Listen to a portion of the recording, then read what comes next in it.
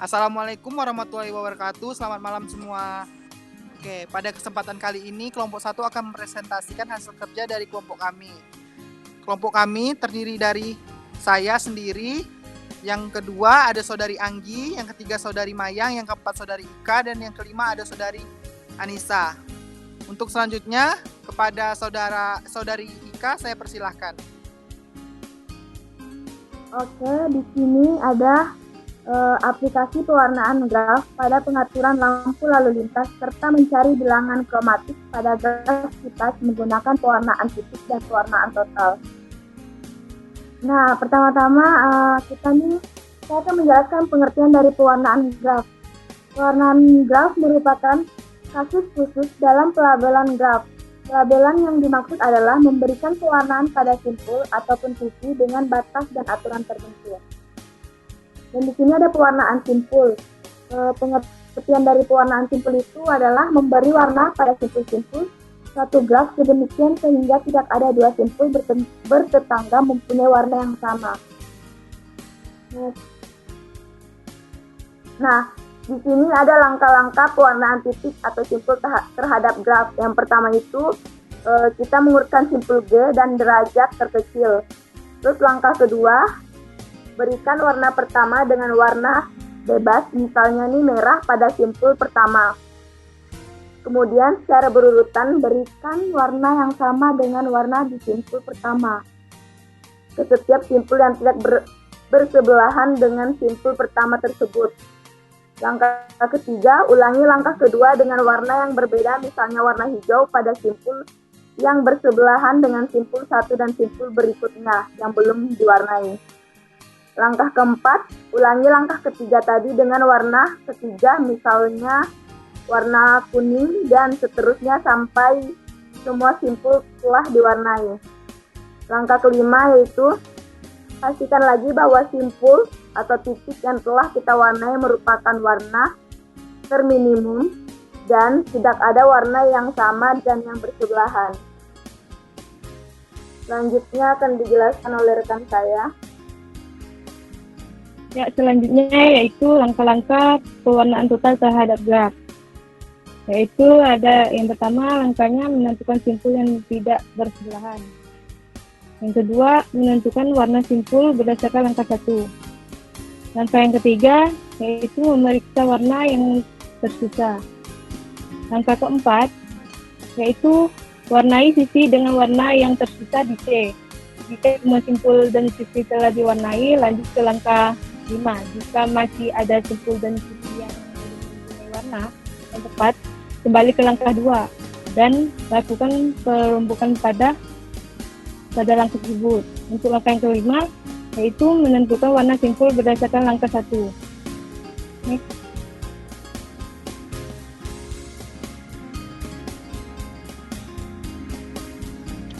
Selanjutnya akan dijelaskan oleh rekan saya. Selanjutnya ini adalah aplikasi pada pewarnaan graf. Jadi di sini kelompok kami itu menggunakan aplikasinya itu pada jalan gitu. Jadi kami menggunakan aplikasi pengaturan lampu lalu lintas di bundaran di Gulis. Nah, itu ada kami bentuk ke dalam bentuk graf. Mungkin ini dapat dijelaskan oleh Anissa. Nah, ini untuk gambar 2 ini yang ilustrasi persimpangan bundaran di Gulis. Ini merupakan ilustrasi atau jalur yang dapat dilalui oleh kendaraan, mau baik itu kendaraan bermotor atau mobil.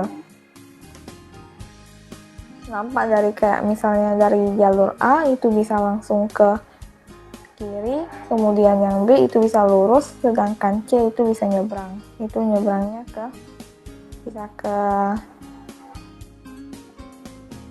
nyebrang. Misalnya kalau misalnya C itu adalah jalan Untan, maka dia bisa nyebrang ke jalan Ahmad Yani yang daerah mau ke Transmart. Nah, itu tuh merupakan salah satu jalurnya. Kemudian next. Nah, ini merupakan graf. Graf 3 itu adalah representasi gambar 2. Itu merupakan graf atau jalur yang dapat dilewati dari yang ilustrasinya sebelumnya. Ini merupakan gambar grafnya yang misalnya yang A, G, D, G itu kenapa tidak ada penyatuan dengan sebuah sisi atau pertemuan dengan sisi, itu karena dia bebas.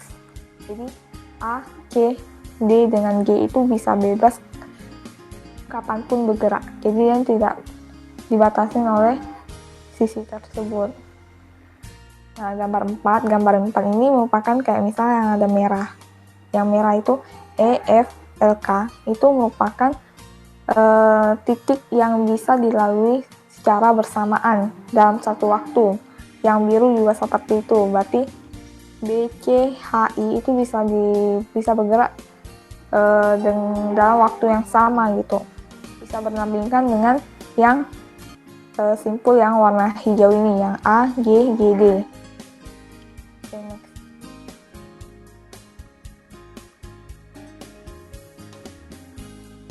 Baik, selanjutnya itu graf kipas diperluas. Nah, ini untuk pewarnaan.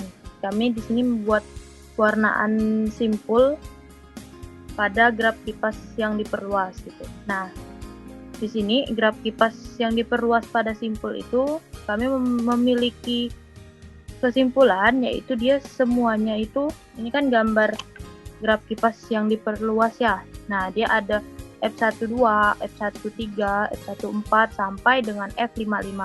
Nah, untuk semuanya ini dia memiliki bilangannya itu 3 gitu.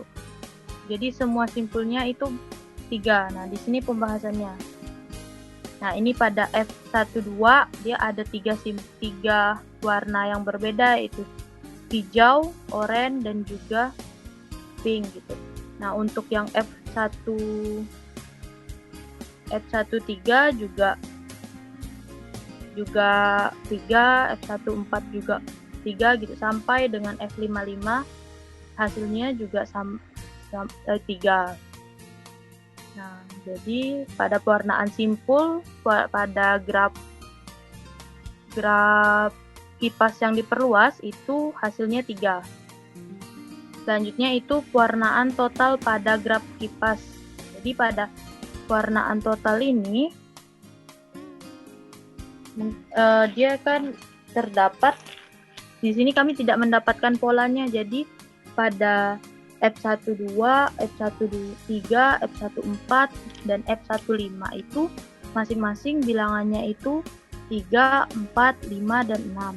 Kemudian pada F22, F23, F24 dan F25 itu hasilnya 4, 5, 6, 6. Kemudian F32, F33, F34 dan F35 itu 5, 6, 7, 7. Kemudian F42, F43, F44 dan F45 itu 6, 7, 8, 8. Kemudian F52, F53, F54 dan F55 itu 7, 8, 8, 8. Nah, ini kami juga masih kurang tahu bagaimana, kenapa hasil kami tidak mendapatkan pola gitu. Kenapa dia hasilnya seperti ini? Apakah dari kaminya yang salah atau memang hasilnya seperti ini gitu.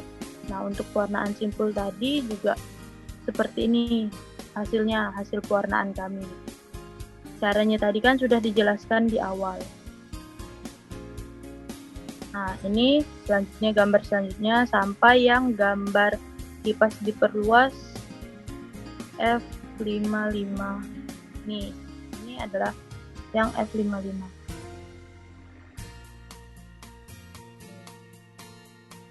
Jadi F55 itu dia 8. Jadi untuk pewarnaan totalnya ini dia tidak memiliki pola. Nah, selanjutnya itu masuk ke pelabelan. Untuk pelabelan ini dijelaskan oleh Bang Adam. Silakan Bang Adam.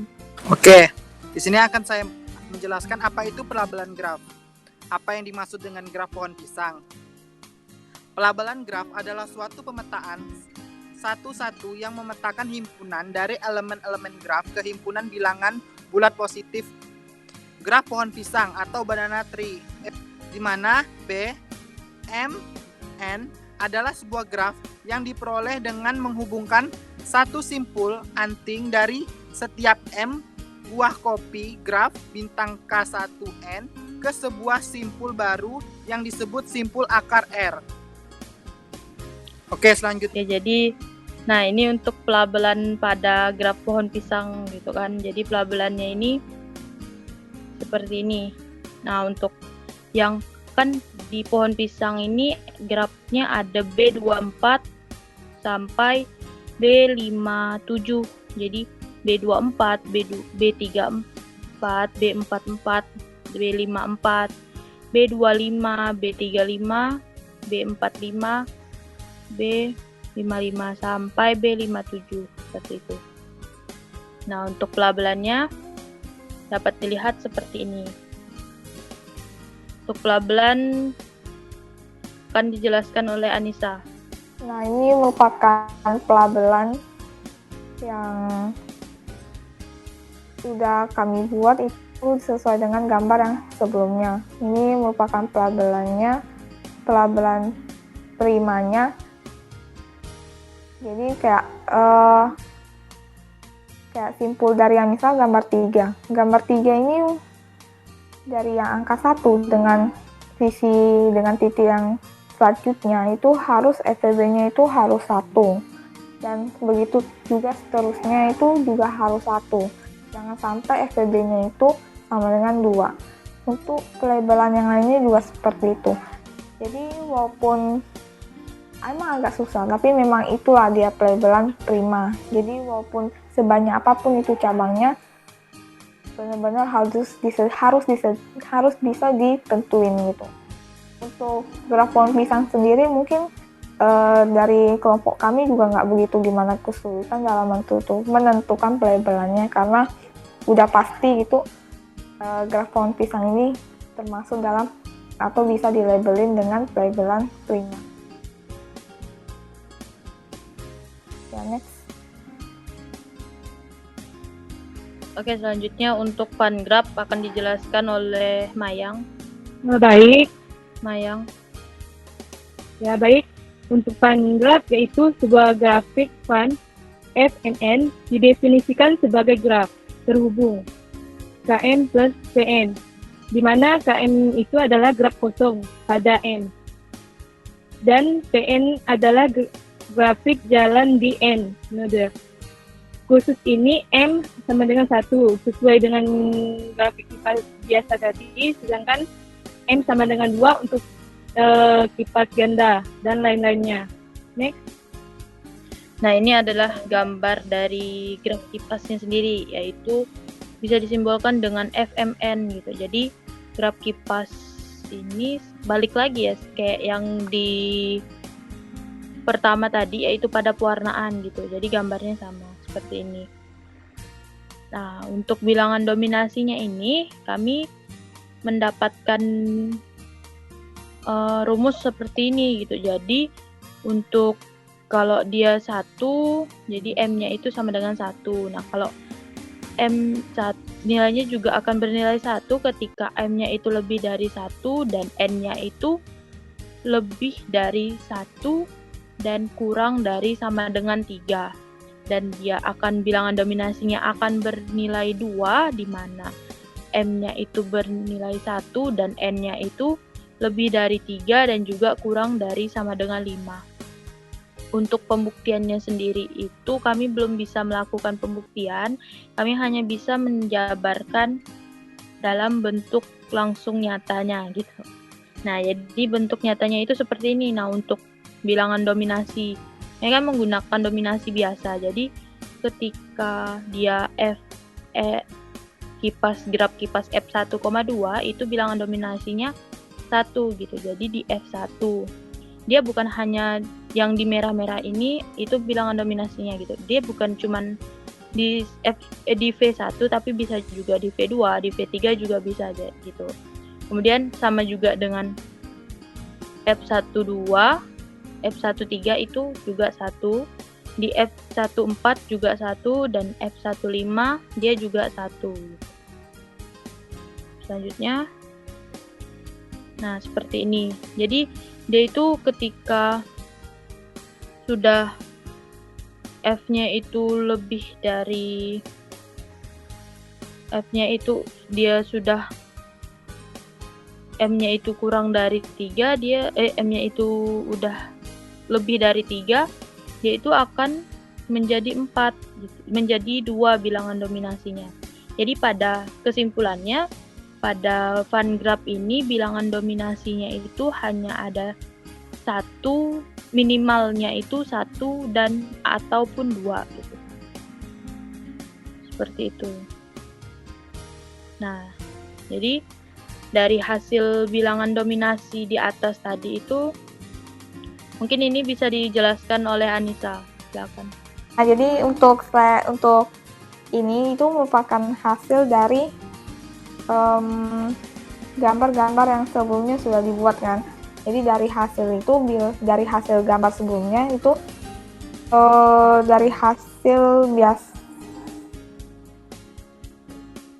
dari hasil bilangan dominasi di atas itu diperoleh bahwa jika M-nya sama dengan 1, maka bilangan dominasinya 1.